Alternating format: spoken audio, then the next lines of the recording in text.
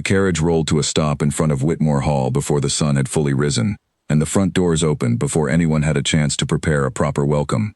Duke Nathaniel Whitmore stepped down first, straightening his coat with the ease of a man who had never once doubted his place in the world. Behind him, a gloved hand reached out from the carriage, and he took it without hesitation, helping a woman down onto the gravel drive as though she belonged there.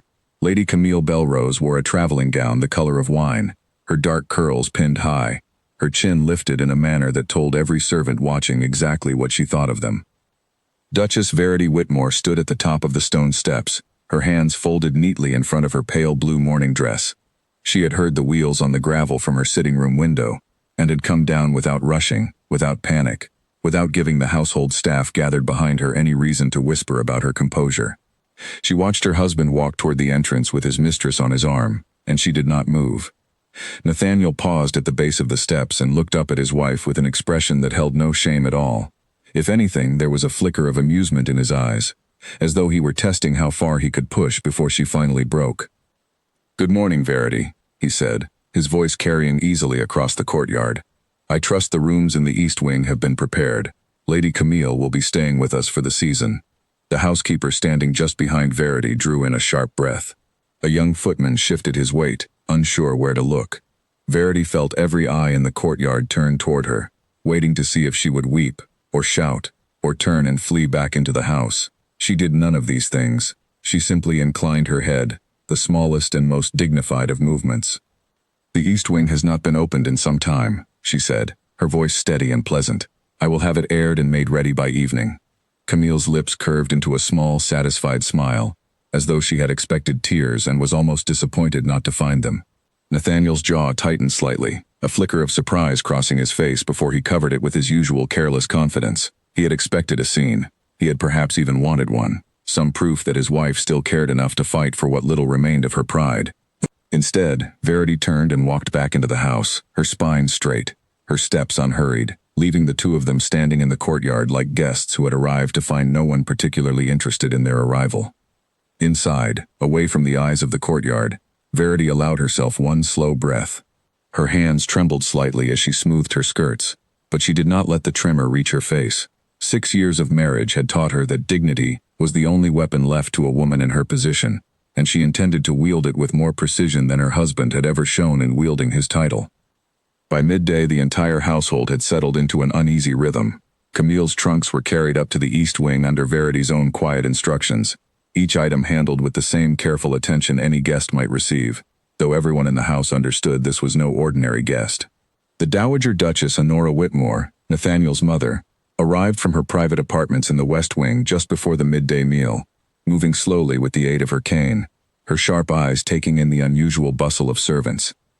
"What is the meaning of all this activity?" she asked Verity, who was overseeing the placement of fresh linens in the East Wing, with the same calm efficiency she brought to every household task. "Your son has brought a guest," Verity answered simply. "Lady Camille Belrose. She will be staying for the season." Honora's expression did not change, but something behind her eyes sharpened, a flicker of old suspicion resurfacing. She had lived in this house long enough to understand what such an arrangement meant, and long enough to know her son well enough not to be surprised by his cruelty. What she found harder to understand was her daughter-in-law's calm. "You are not troubled by this," Honora said carefully, watching Verity's face for any crack in the composure. "I am troubled by many things," Verity replied, folding a linen cloth with practiced hands. "But I have learned that troubles handled with a clear head resolve themselves far better than troubles handled with tears." Honora said nothing more, though she watched Verity a moment longer before turning and making her way back toward her apartments, her cane tapping softly against the polished floor. There was something in her daughter-in-law's answer that stayed with her for the rest of the day, something that felt less like resignation and more like patience being deliberately practiced. The evening meal was arranged in the formal dining room, the long table set with the good silver, as though the household were receiving an honored guest rather than harboring an insult under its own roof. Nathaniel sat at the head of the table as always, and to everyone's quiet astonishment, Camille was seated at his right hand, in the very chair that had belonged to Verity for the entirety of their marriage. Verity entered the dining room a few minutes after the others had taken their seats, and she paused only briefly at the sight of her usual place occupied by another woman. Then, without a word of protest, she moved to the chair at the opposite end of the table, the seat traditionally reserved for guests of lesser importance, and settled into it as though it were exactly where she intended to sit all along. Nathaniel watched her with narrowed eyes, clearly disappointed by the lack of reaction. Camille, emboldened by her position, leaned toward him and spoke just loudly enough for the rest of the table to hear. "I do hope I am not causing any inconvenience," she said, her tone dripping with false concern. "It would be such a shame to disturb the household's usual arrangements." "Not at all," Verity answered smoothly, accepting a plate of soup from the footman with a small nod of thanks. "The house is more than large enough to accommodate every arrangement that suits my husband." A flicker of surprise crossed Camille's face at the calm response, quickly replaced by irritation. She had expected resentment, perhaps even open hostility, something she could use to paint the Duchess as bitter and unreasonable in front of the household staff and, eventually, in front of society. Instead, she found herself facing a woman who spoke with the serenity of someone entirely unbothered, and it unsettled her more than she cared to admit. Throughout the meal, Nathaniel made several attempts to draw his wife into conversation about Camille's presence, each comment sharper than the last, each one clearly designed to provoke some visible reaction. Verity answered every question with the same even tone, offering neither warmth nor coldness, simply the polite detachment one might extend to any acquaintance of passing interest. By the time the final course was cleared away, Nathaniel's frustration had grown plain on his face, though he said nothing more, choosing instead to retire early with Camille at his side, leaving Verity alone at the long table with only the Dowager Duchess for company.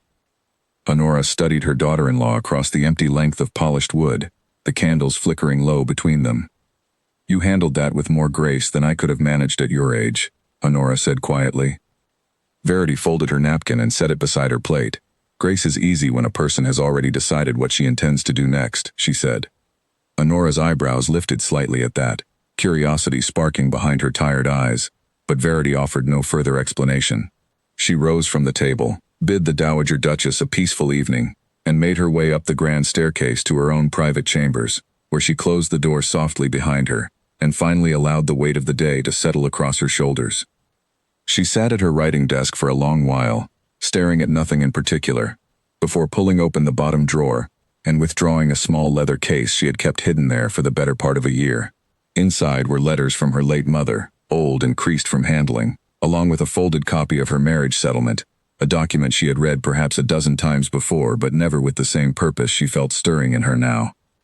Nathaniel had made his choice in the courtyard that morning, in front of the entire household, without a flicker of shame. He had shown her, in the clearest possible terms, exactly how little regard he held for the vows they had exchanged 6 years earlier. Verity understood now that there would be no private conversation to smooth things over, no quiet apology offered once the season's excitement had faded. He intended to live openly with his mistress under the same roof as his wife, and he expected Verity to endure it in silence, as she always had. But something had shifted in her that morning, standing at the top of those stone steps and watching him walk toward her with Camille on his arm. It was not anger exactly, though anger was certainly present beneath the surface. It was clarity. For 6 years she had told herself that patience and dignity were their own reward, that a woman of her position had no better option than to wait quietly for circumstances to change on their own. She understood now how foolish that belief had been. She unfolded the marriage settlement carefully, her eyes scanning familiar lines of careful legal script, searching for something she had never before thought to look for.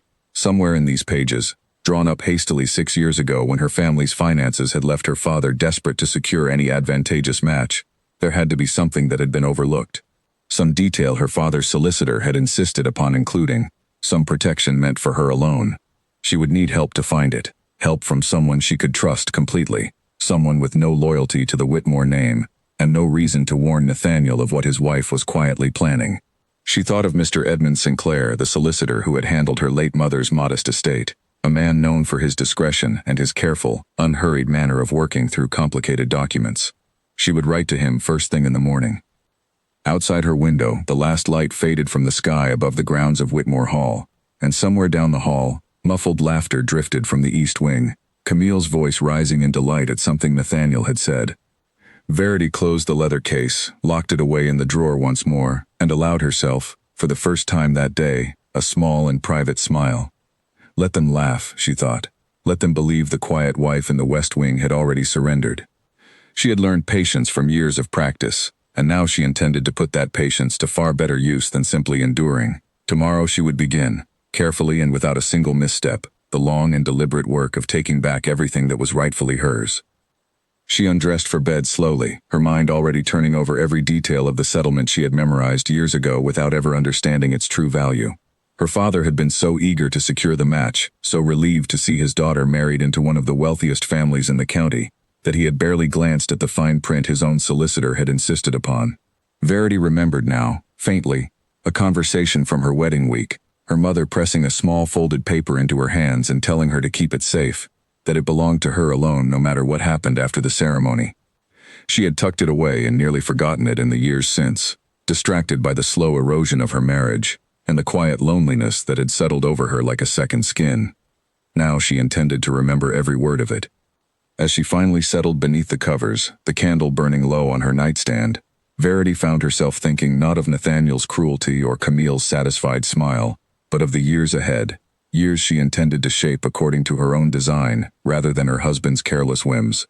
The house around her had gone quiet, the laughter from the east wing finally silenced, and in that stillness, Verity closed her eyes with a calm she had not felt in a very long time. Tomorrow, the real work would begin. Mr. Edmund Sinclair arrived at Whitmore Hall 3 days later, presenting himself at the servants' entrance as a visiting solicitor attending to matters concerning the late dowager's estate. A cover story simple enough that no one in the household thought to question it. Verity received him in the small parlor off the east corridor, a room rarely used and therefore unlikely to draw attention, its curtains drawn halfway against the afternoon light. "Thank you for coming so quickly," she said, pouring tea with steady hands as he settled into the chair across from her. "Your letter suggested some urgency," Sinclair replied, accepting the cup with a small nod. He was a thin man with careful eyes, and a manner of speaking that never wasted a single word. "Tell me what has happened." Verity explained everything, her voice calm even as she described the courtyard, the dinner, the chair at the head of the table now occupied by another woman. Sinclair listened without interruption, his expression unreadable, until she finally reached into the drawer of the writing desk and withdrew the folded marriage settlement, along with the small paper her mother had once pressed into her hands. "I do not fully understand what this second document means," Verity admitted, smoothing it flat on the table between them. "My mother told me to keep it safe, but she died before she could explain its purpose, and I confess I have never given it the attention it may deserve." Sinclair studied the paper carefully, his brow furrowing as he read through the dense legal language line by line. Several minutes passed in silence before he finally looked up, something sharp and curious now visible behind his careful eyes. "This is a separate deed, tied to your mother's own inheritance rather than the general marriage settlement," he said slowly. "It appears your mother insisted certain assets remain entirely in your name, protected from any claim by your husband, regardless of the terms of your marriage. I will need to review the original settlement documents alongside this to understand the full scope, but if I am reading this correctly, there may be a considerable sum here that your husband has no legal right to touch." Verity felt something tighten in her chest, a mixture of hope and disbelief she was almost afraid to trust. "Is it possible he does not know this document exists?" she asked. "Given how casually your household treats certain matters," Sinclair said carefully, choosing his words with evident diplomacy, "I would guess it is entirely possible. Men in his position often assume everything within their household belongs to them by default. They rarely trouble themselves to read the fine print of documents drawn up by a father-in-law they consider beneath their notice." Verity allowed herself a small, tight smile at that. "My father was a careful man, whatever his other faults," she said. "I believe my mother understood something about the Whitmore family long before I did." Sinclair gathered the papers together and promised to return within the week with a full accounting of what protections the documents actually offered. Before he left, he paused at the parlor door and turned back to her with an expression of quiet respect. "May I ask what you intend to do with this information, once we understand its full value?" he said. "I intend to survive this marriage on my own terms," Verity answered simply. "And if it becomes necessary, I intend to end it on my own terms as well." Sinclair nodded once, as though this answer satisfied him completely, and let himself out through the same servant's entrance he had used to arrive, leaving Verity alone with her thoughts and the fading warmth of the tea growing cold beside her. In the days that followed, Verity settled into a careful routine, maintaining the appearance of quiet acceptance while gathering every scrap of information she could about the state of her husband's finances and the extent of Camille's influence over him. She spoke pleasantly to the household staff, never once asking them to spy on their master, but listening carefully to the small comments that servants often let slip when they believed no one important was paying attention.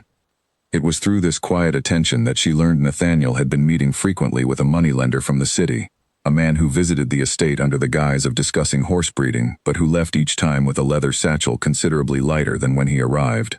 She learned that several of the tenant farms had fallen behind on necessary repairs, the funds that should have gone toward maintaining the land instead disappearing into expenses no one in the household could quite account for. And she learned from an offhand remark made by a maid arranging flowers in the east wing that Camille had recently taken to wearing jewelry far finer than anything a woman of her modest background could have afforded on her own.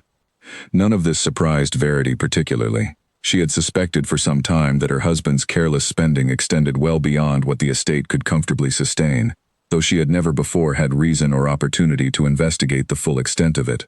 Now, with Sinclair quietly working through the details of her mother's protected inheritance, she found herself paying closer attention than ever, cataloging every small detail in her mind like pieces of a puzzle slowly beginning to take shape. Camille, for her part, seemed determined to test the boundaries of Verity's composure at every opportunity. She took to wandering through the house as though she were already its mistress, rearranging flowers in the main hall, instructing the cook to prepare dishes she preferred without consulting Verity at all, and making pointed comments during the few occasions the two women found themselves in the same room. "I do wonder," Camille said one afternoon, finding Verity seated in the garden with a book she was not really reading, "whether it troubles you at all. Watching another woman take such an interest in your husband's household, I should think it would be quite difficult to bear." Verity closed her book slowly and regarded Camille with an expression of mild, polite curiosity, as though the question had been posed about the weather rather than her own marriage. "I have found that very little troubles a person who has already accepted the truth of her circumstances," Verity replied evenly. "What troubles a person far more is uncertainty, and I assure you, Lady Camille, I feel none of that at present." Camille's confident expression flickered, uncertain how to respond to an answer so entirely unlike the wounded resentment she had clearly been hoping to provoke.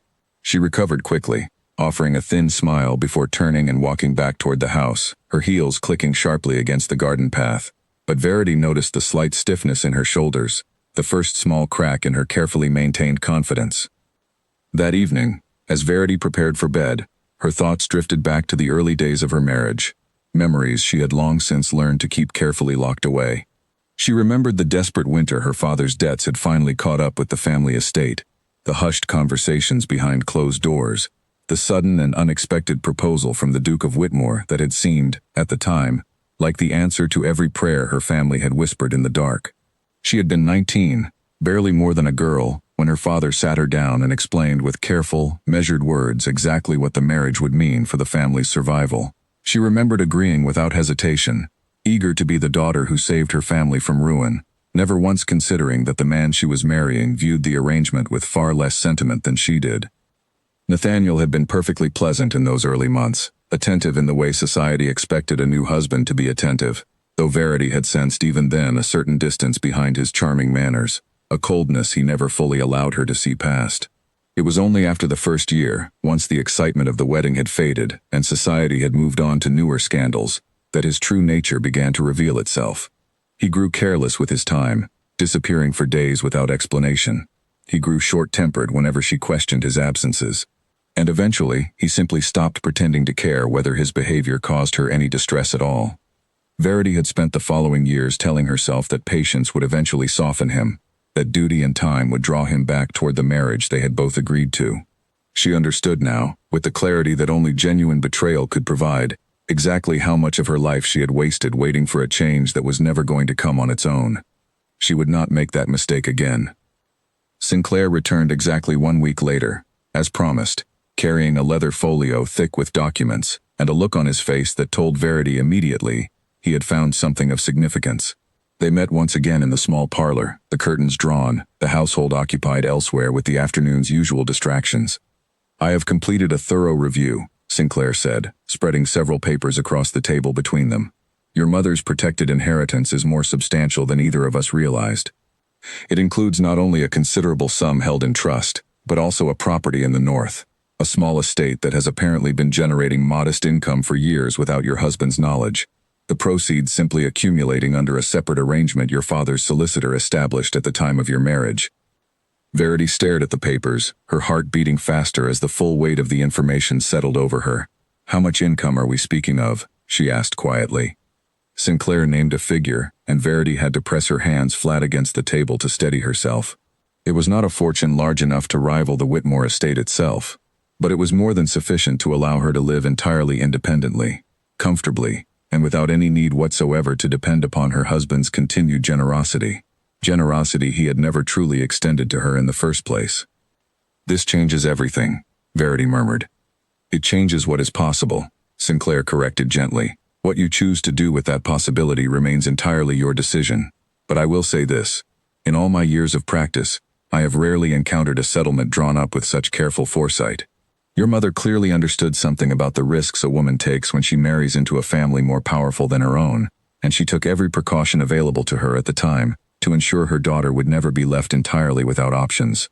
Verity felt tears gathering unexpectedly at the corners of her eyes, not from sadness, but from something closer to gratitude, a fierce and overwhelming appreciation for a mother who had protected her daughter's future long after her own death. She had spent years believing herself trapped, believing her only choice was to endure whatever indignities Nathaniel chose to inflict upon her.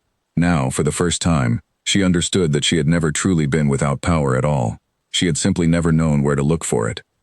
"Before you decide on any course of action," Sinclair continued carefully, "I must advise caution. Your husband, once he realizes the extent of what he has lost access to, may not respond well. Men accustomed to controlling every aspect of their household rarely surrender that control gracefully. We must proceed with great care, and we must ensure every document is properly secured before he has any reason to suspect what you have discovered." Verity nodded slowly, already turning the problem over in her mind with the same careful, methodical attention she had once reserved for managing the household accounts. "I understand," she said. "We will move carefully, and we will move quietly, until the moment arrives when quiet is no longer necessary." Sinclair gathered his papers and prepared to leave, but paused once more at the door, studying her with something that looked almost like admiration. "If I may say so, Duchess," he said, "you are handling this with remarkable composure." "I have had a great deal of practice hiding what I truly feel," Verity replied, a faint, humorless smile touching her lips. "It seems that skill has finally found a proper use." After he left, Verity remained alone in the parlor for a long while, watching the afternoon light shift slowly across the faded carpet, her mind already racing ahead toward everything that needed to be done. She would need to secure copies of every document somewhere Nathaniel could never access them. She would need to understand the full extent of his debts before deciding how best to proceed, and she would need to continue playing the role of the quiet, accepting wife for just a little longer, until every piece was carefully in place. From somewhere upstairs she heard Camille's laughter drifting down the corridor, bright and careless, utterly unaware that the ground beneath her comfortable new arrangement had already begun, quietly and invisibly, to shift. The letter from the northern estate arrived on a gray morning, delivered by a courier who had traveled 2 full days to reach Whitmore Hall. Verity intercepted it herself, having arranged with the head footman days earlier that any correspondence bearing a particular seal should be brought directly to her rather than placed with the general household post. She carried it to her private sitting room and broke the wax with careful fingers, her pulse quickening as she unfolded the pages within. The letter came from a Mr. Aldous Pemberton, the steward who had managed the small northern property on behalf of her mother's estate for nearly 15 years, a man Verity had never met, but who wrote with the careful, respectful tone of someone long accustomed to managing affairs for people he rarely saw in person. He explained that the property, a modest but well-maintained estate called Ferncross, had continued to generate steady income from its tenant farms and a small woolen mill situated along the river that ran through the land. He further explained that, per the original arrangement established by her father's solicitor, the accumulated funds had simply been held in trust, awaiting instruction from the rightful owner, who he understood to be Verity herself, though the estate had never received formal word of her taking possession. Verity read the letter twice, her hands trembling slightly with an emotion she could not quite name. For 15 years this property had existed quietly in the north, generating income that belonged entirely to her, completely separate from anything Nathaniel controlled, and she had known nothing about it. Her mother had built her an escape route years before Verity herself had understood she might one day need one. She wrote back to Mr. Pemberton that same afternoon, requesting a full accounting of the estate's finances and expressing her intention to visit Ferncross at the earliest convenient opportunity, though she was careful to phrase the letter in a manner that revealed nothing of her circumstances at Whitmore Hall, should it fall into the wrong hands. That evening, as she sealed the letter and prepared it for the morning post, a soft knock sounded at her sitting room door.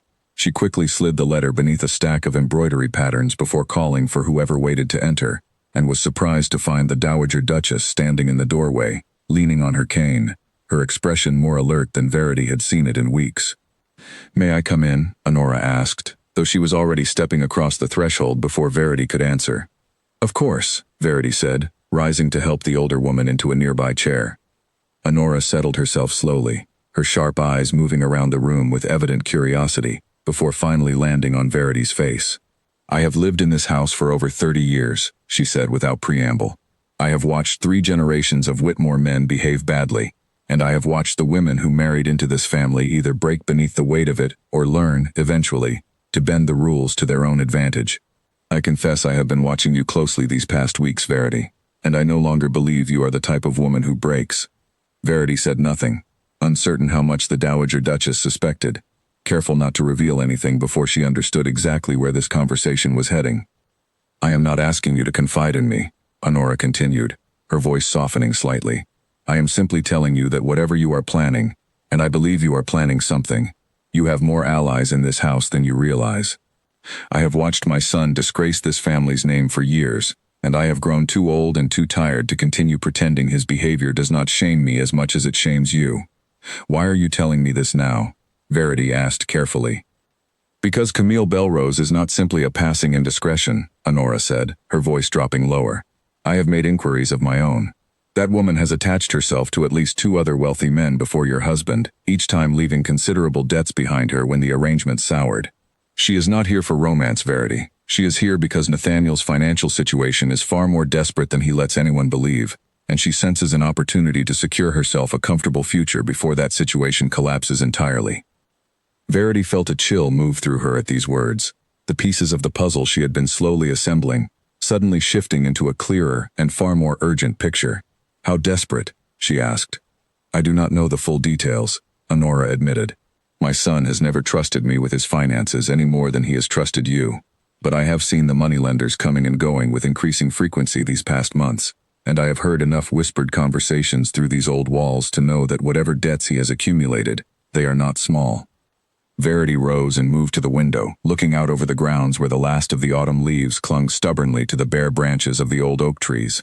If Nathaniel's debts truly were as severe as Honora suspected, then it explained a great deal, including his willingness to install his mistress so openly under the same roof as his wife, as though he no longer cared what damage the scandal might do to his reputation.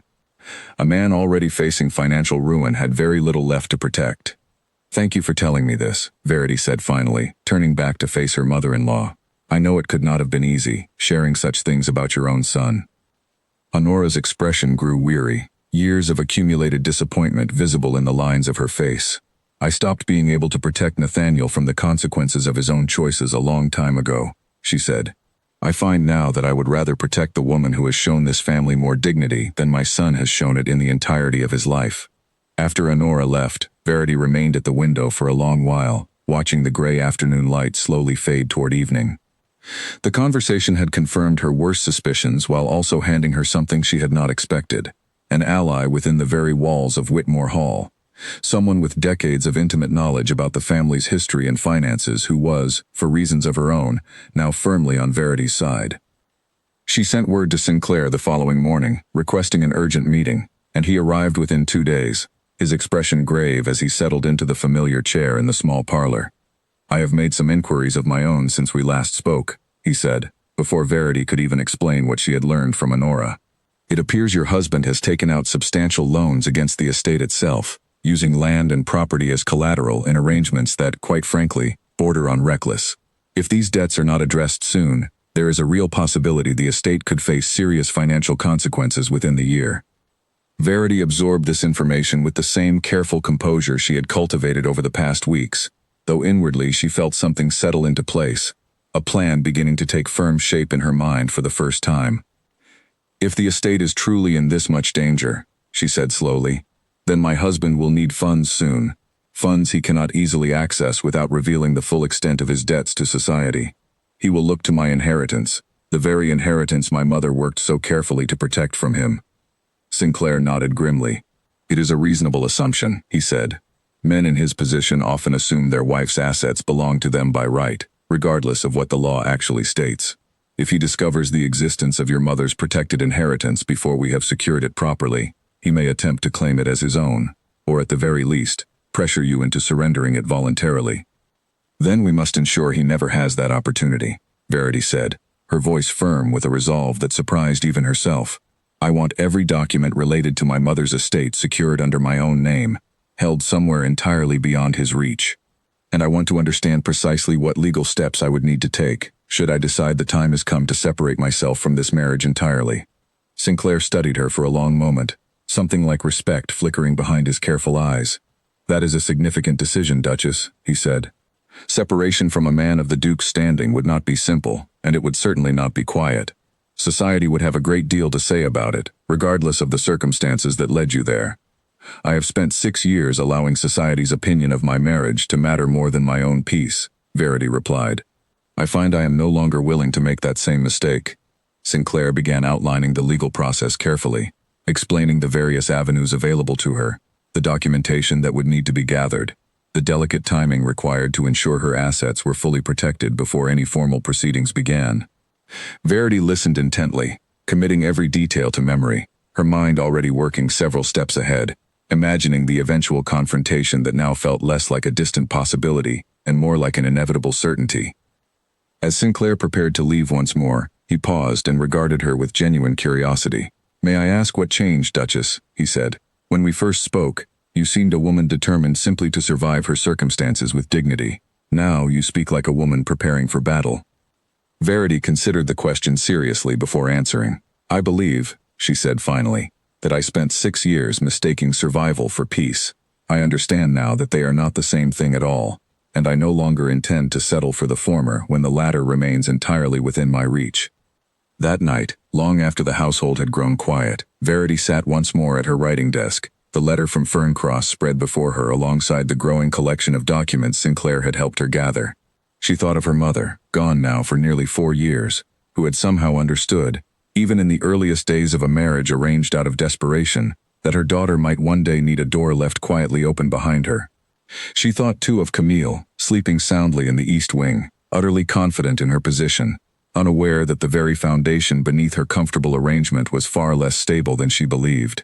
And she thought of Nathaniel, so certain that his wife's quiet composure meant surrender, so blind to the careful and deliberate work happening just beyond his notice, within the walls of his own house.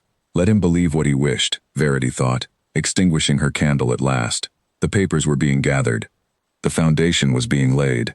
And soon, very soon, her husband would learn precisely how much he had underestimated the wife he had so carelessly humiliated in front of the entire household. She closed her eyes, and for the first time in longer than she could remember, slept soundly through the night.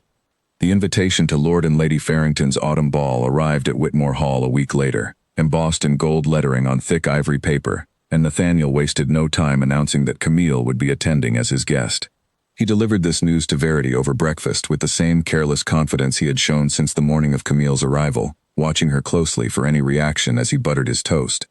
"I trust you have no objection," he said, though the tone of his voice made clear he did not particularly care whether she objected or not. Verity set down her teacup with deliberate calm. "None at all," she replied. "I shall attend as well, of course. It would hardly do for the Duchess of Whitmore to miss the season's most anticipated event." Something flickered across Nathaniel's face at this response, a mixture of surprise and irritation he quickly attempted to mask.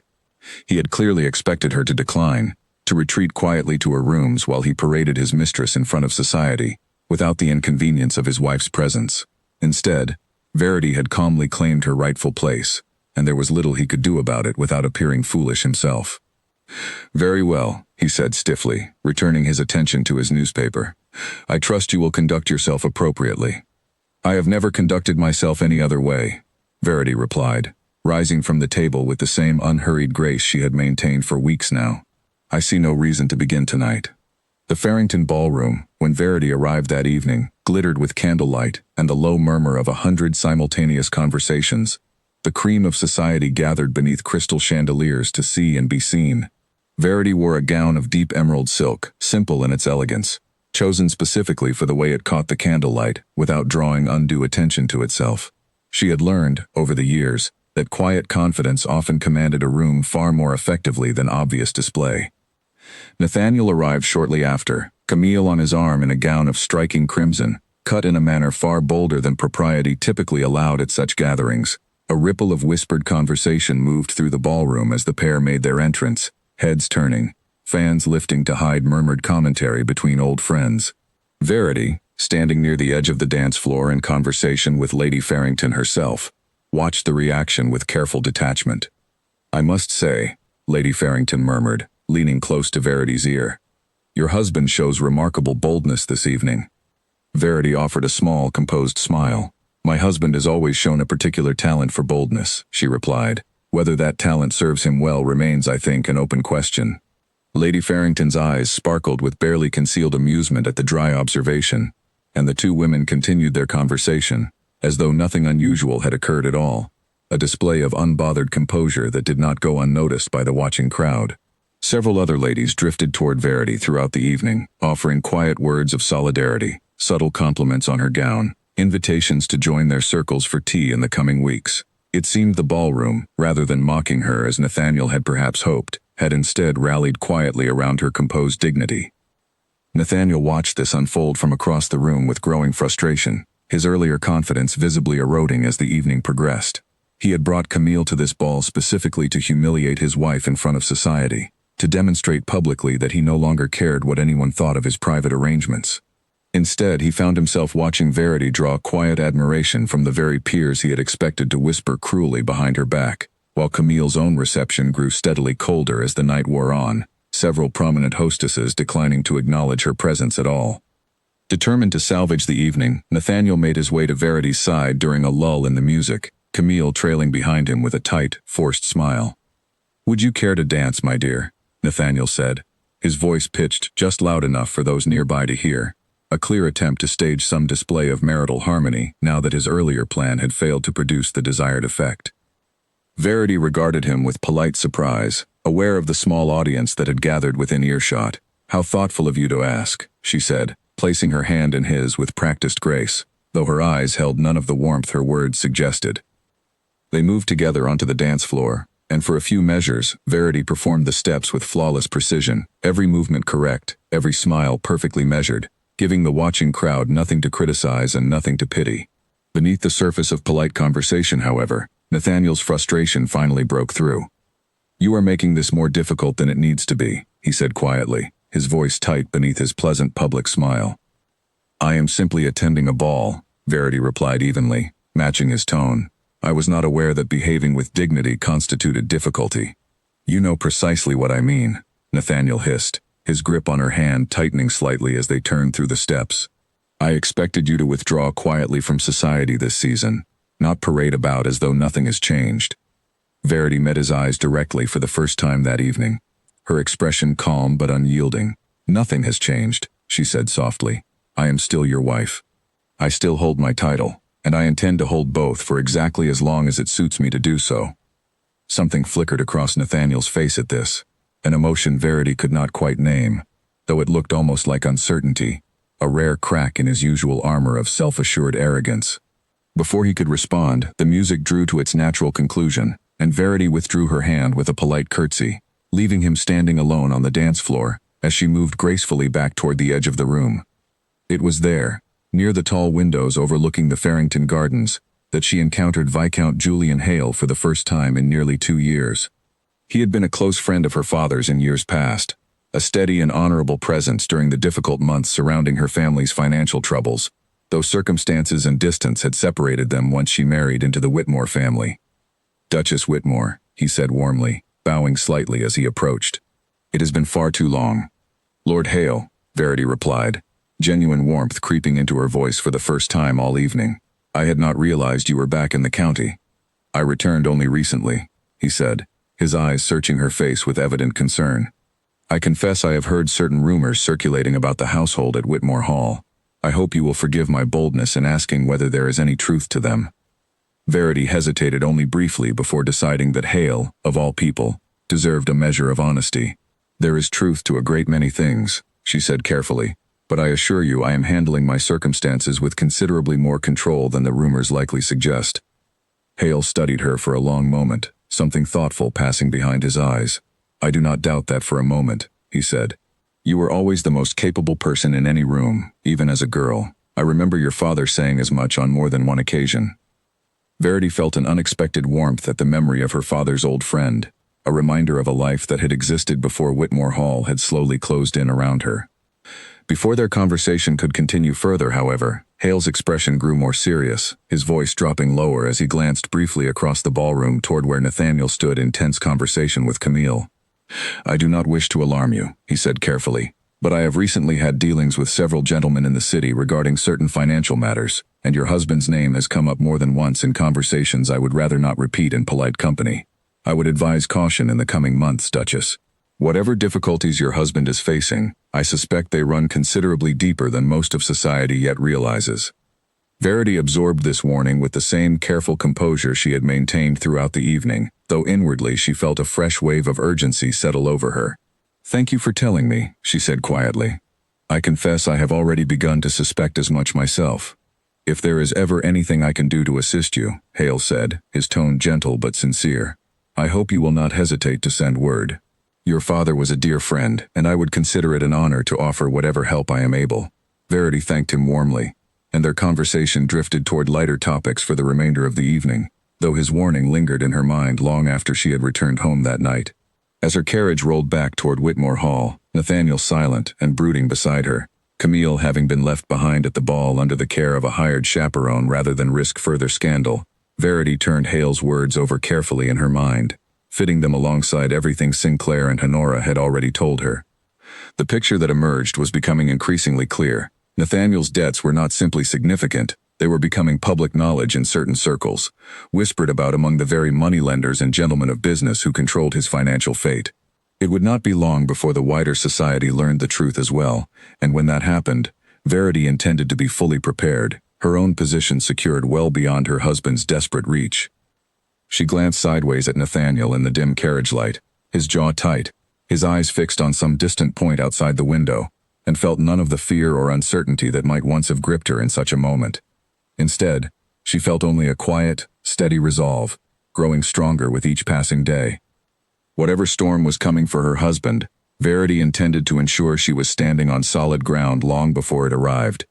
The truth came apart all at once, the way a rope frays quietly for months before finally snapping without warning. It began with a visit from a stern-faced man in a plain gray coat who arrived at Whitmore Hall on a cold morning less than 2 weeks after the Farrington ball, refusing to state his business to anyone but the Duke himself. Verity watched from the upstairs window as the man was shown into Nathaniel's study, and she watched, nearly an hour later, as he left again, his expression grim, carrying with him a folder of documents Nathaniel had reluctantly signed. By that afternoon, the household staff were whispering among themselves in low, anxious tones, and by evening, Honora had confirmed what Verity already suspected. The man had been a representative from one of the largest lending houses in the city, delivering a final notice regarding debts that had grown far beyond what Nathaniel could continue to service through informal arrangements alone. "He is drowning," Honora told Verity that evening, the two women seated together in the small parlor that had become their private meeting place in recent weeks. "I overheard enough through the study door to understand the full amount now. It is considerably worse than either of us imagined." Verity absorbed this news with a steadiness that had become second nature to her over the past months.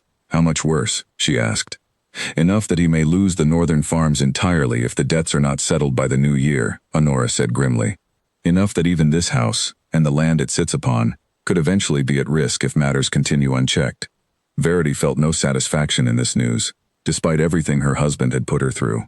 She understood too well what the loss of the estate would mean, not only for Nathaniel, whose recklessness had brought this ruin upon himself, but for the tenants and servants who depended upon Whitmore Hall for their livelihoods, people who had no part in the choices that had led to this crisis.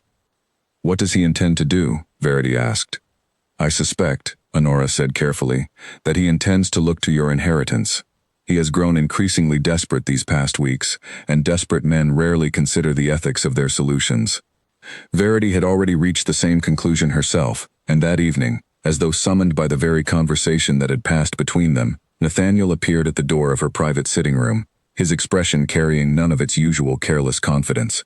For the first time in longer than she could remember, he looked genuinely uncertain, almost fearful, and Verity understood immediately that whatever remained of his pride had finally been overwhelmed by necessity. "I need to speak with you," he said, closing the door behind him with unusual care.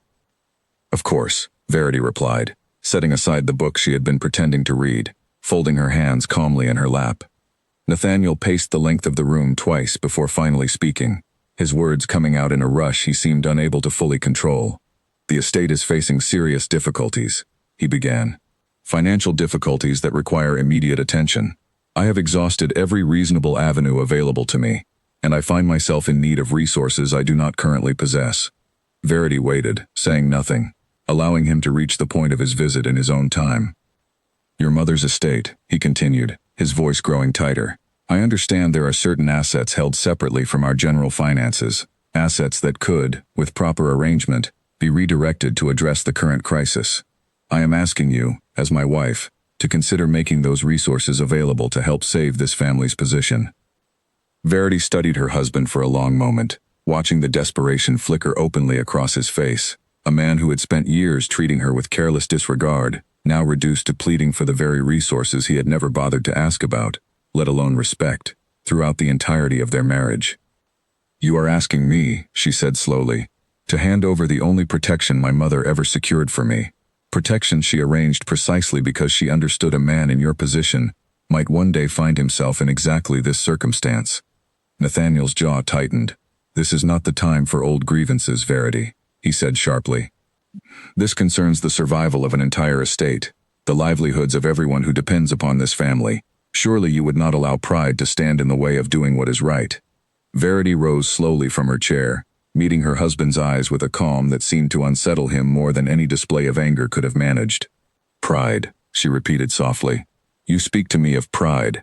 After bringing your mistress into this house without a moment's hesitation, after humiliating me in front of the entire household and half of society, after 6 years of treating my presence in this marriage as an inconvenience you tolerated rather than a partnership you valued. Now, when your own recklessness has finally caught up with you, you come to me speaking of family survival and asking me to set aside my own protections to save you from the consequences of your choices." Nathaniel had no answer for this, his mouth opening and closing without producing any sound, the truth of her words clearly landing with more force than he had anticipated. "I will consider your request," Verity said finally, her voice giving nothing away.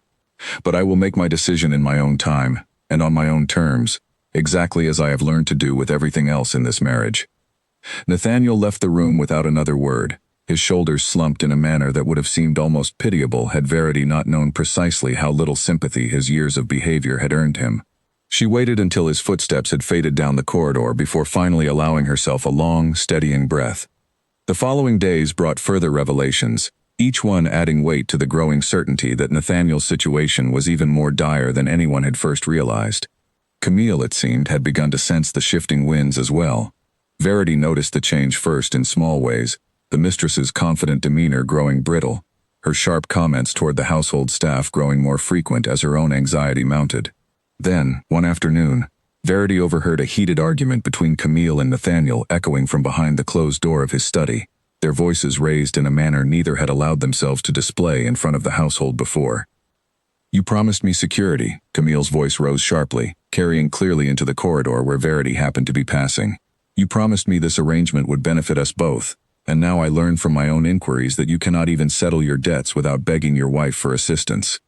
"The circumstances have grown complicated," Nathaniel's voice replied, tight with barely controlled frustration. "Complicated," Camille repeated bitterly. "I did not attach myself to a man drowning in debt, Nathaniel. I came here believing you had resources to offer, and instead I find myself trapped in a household where even the servants speak of ruin behind closed doors." Verity moved quietly past the door, not wishing to be discovered eavesdropping, though she carried the exchange with her for the remainder of the day, turning it over carefully in her mind. It seemed Camille's loyalty, unsurprisingly, extended only as far as Nathaniel's ability to provide the comfortable future she had clearly been counting on. Now that his finances had proven far less secure than she had assumed, the foundation of their arrangement was beginning to crack from within. entirely without Verity needing to lift a single finger. That evening, Verity summoned Sinclair once more, explaining everything she had learned, everything Honora had confirmed, everything she had overheard drifting from behind Nathaniel's study door. Sinclair listened carefully, his expression growing increasingly grave as the full picture assembled itself before him. "Given the severity of the situation," Sinclair said finally, "I believe the time has come to move forward with formal separation proceedings, should that remain your intention. Your husband's financial instability actually strengthens your position considerably. No reasonable court would fault a woman for protecting her inheritance from a husband whose recklessness threatens to consume everything around him, nor for seeking separation from a marriage he himself has treated with such open disrespect." Verity considered this carefully, weighing the finality of the decision against everything she had endured over the past months, everything she had learned about her own strength and capability in the process of quietly building this careful defense of her future. "I want the papers prepared," she said finally, her voice steady and certain. "I want everything in order, every asset secured, every legal protection finalized, so that when I present them to my husband, there will be no room left for argument or delay." Sinclair nodded, already reaching for his ledger to begin outlining the necessary steps.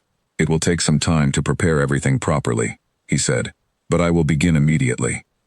As Sinclair departed, Verity remained alone in the small parlor, the candles burning low around her, and allowed herself, for the first time, to fully imagine the moment that now felt inevitable, the moment when she would finally present her husband with proof that the quiet, patient wife he had so thoroughly underestimated had, all along, held far more power than he had ever cared to notice. Outside her window, the autumn night had grown cold and clear, the stars sharp and distant above the grounds of Whitmore Hall, and Verity felt, for the first time in 6 long years, something that closely resembled hope. Sinclair returned to Whitmore Hall 3 weeks later, arriving this time not through the servants' entrance but through the front door, in broad daylight, carrying a thick leather case that contained every document Verity had spent months carefully assembling. She had chosen the timing deliberately, arranging for Nathaniel to be present in his study that afternoon, having sent word through the household that a matter of considerable importance required his immediate attention. Nathaniel looked up in confusion as Verity entered his study with Sinclair at her side, his expression shifting quickly from surprise to wary suspicion as he took in the solicitor's formal presence and the leather case held firmly in Verity's own hands. "What is the meaning of this?" Nathaniel asked, rising slowly from behind his desk. Verity crossed the room with measured steps and set the leather case down upon the desk between them, opening it carefully to reveal the neatly organized documents within. "I have spent the past several months," Verity began, her voice calm and clear, "reviewing my late mother's estate and the protections she arranged for me at the time of our marriage. I have also, through Mr. Sinclair's careful assistance, come to fully understand the extent of your current financial difficulties you attempted to resolve by asking me to surrender the very protections my mother worked so carefully to secure." Nathaniel's face had gone pale, his eyes moving rapidly between the documents and his wife's steady expression.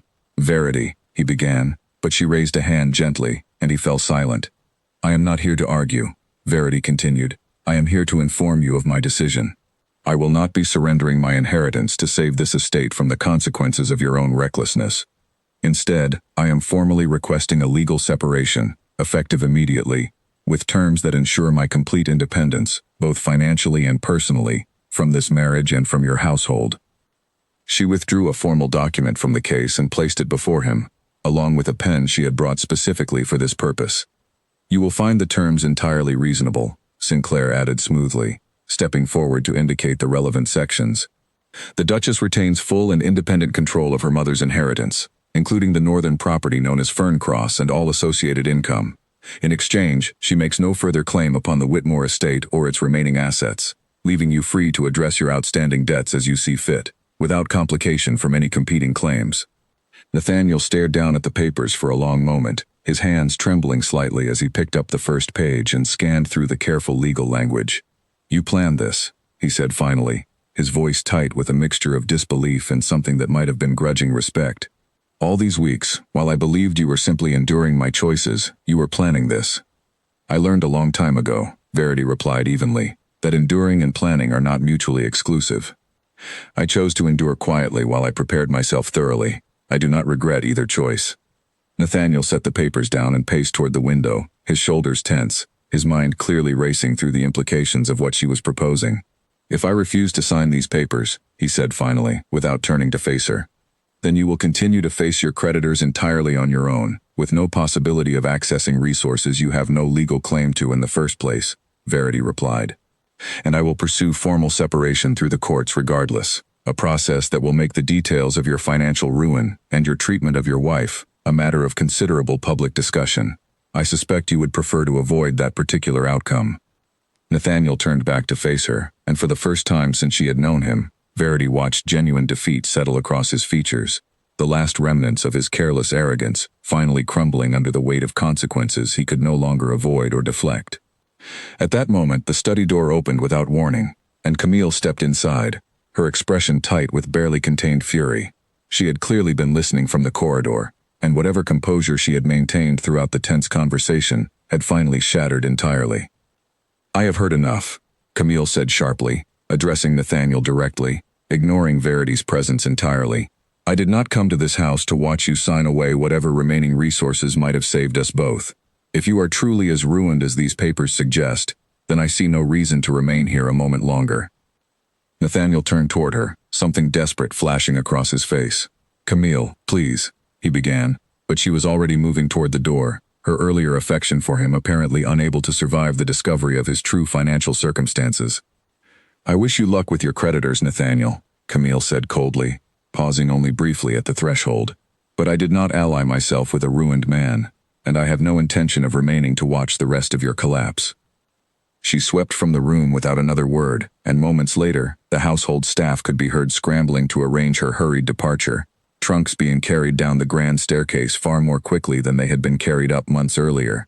Nathaniel watched her go with an expression of hollow disbelief, the final piece of his carefully constructed world collapsing around him in real time. Verity felt no particular satisfaction in witnessing Camille's departure, though she recognized the poetic justice of it clearly enough. The woman who had entered this house with such confident cruelty had proven, in the end, no more loyal to Nathaniel than his own reckless choices deserved. Nathaniel turned back to the desk, staring at the papers for a long, silent moment, before finally reaching for the pen Sinclair had provided. His hand trembled slightly as he signed his name across the bottom of each necessary page, the finality of the act settling visibly over him as he set the pen down at last. "It is done," he said quietly, not quite meeting Verity's eyes. "It is done," Verity confirmed, gathering the signed documents carefully back into Sinclair's leather case. As Sinclair prepared to depart with the finalized papers, the study door opened once more, and Honora entered, having clearly been informed of the day's events by the anxious household staff. She looked between her son and her daughter-in-law with an expression that held no surprise whatsoever, only a weary sort of relief. "I have watched this family's name suffer for years under the weight of choices I was powerless to prevent," Honora said, addressing Nathaniel directly, her voice carrying none of its usual softness. "I will not pretend to mourn the end of an arrangement that brought this house nothing but shame. Verity has shown more dignity and more genuine strength than this family has deserved in a very long time, and I intend to make my support for her decision known to anyone in society who cares to ask my opinion on the matter." Nathaniel said nothing, his head bowed, the weight of his mother's disapproval clearly landing with as much force as anything else that had occurred that afternoon.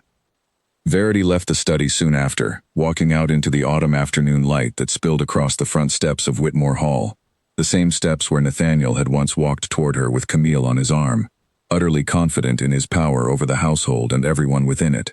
Now she stood there alone, the leather case of finalized papers safely in Sinclair's possession, and felt the cool air settle around her like something entirely new. She would leave for Ferncross within the week, taking with her only what belonged to her, beginning a new chapter of her life, entirely on her own terms, free at last from a marriage that had spent 6 years teaching her exactly how much strength patience could quietly build, when given enough time and enough reason to finally put itself to use. Behind her, the great doors of Whitmore Hall stood open, and somewhere inside, Nathaniel remained alone with the ruins of choices only he had made. Verity did not look back. She had spent quite enough time looking backward, and the road ahead, uncertain as it remained, felt for the first time entirely her own to walk. Ferncross, when Verity first arrived at its gates on a crisp morning nearly 2 years after signing the final separation papers, looked nothing like the grand halls of her former life, and she found she preferred it entirely for that reason. The estate was modest by comparison to Whitmore Hall. its stone walls weathered by decades of northern wind, its gardens less formal but far more alive, filled with the honest business of tenant farms and a woolen mill that hummed steadily along the riverbank. Mr. Pemberton, the steward who had faithfully managed the property for so many years without ever meeting its true owner, greeted her at the gates with evident warmth, having grown genuinely fond of the letters they had exchanged over the preceding months as Verity slowly took control of her own affairs for the first time in her adult life. "Welcome home, Duchess," he said, though Verity had already asked him, more than once, to simply call her by her given name now that titles from her old life carried less weight than they once had.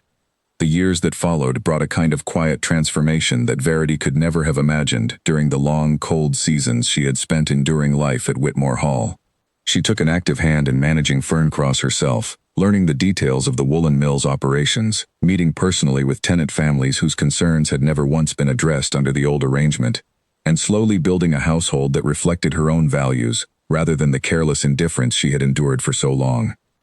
Word of her situation spread through society gradually, as such things always did, though Verity found herself surprised by how much sympathy and admiration greeted her new circumstances, rather than the scorn she had once feared.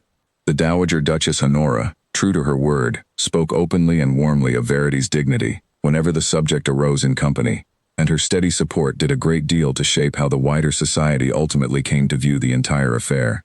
Nathaniel, by contrast, found his own reputation steadily declining as the full extent of his debts eventually became impossible to hide, his creditors finally forcing the sale of several outlying properties to settle what he owed.